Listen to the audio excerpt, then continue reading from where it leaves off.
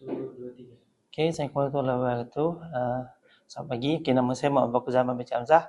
Saya adalah salah seorang majikan yang menggunakan perkhidmatan Al-Ma'ruf Bih untuk mendapatkan pembantu rumah. Selepas sebulan saya dah terima maid punya pasport dan juga permit kerja.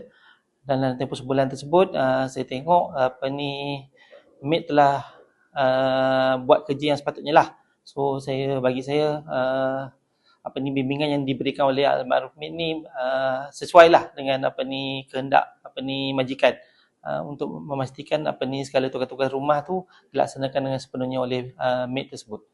Okey, saja. Encik recommend tak Al-Ma'ruf untuk orang luar? InsyaAllah kalau kata orang tanya, saya akan bagi tahu Al-Ma'ruf ni setakat ni senang. Dia memudahkan hidup kita.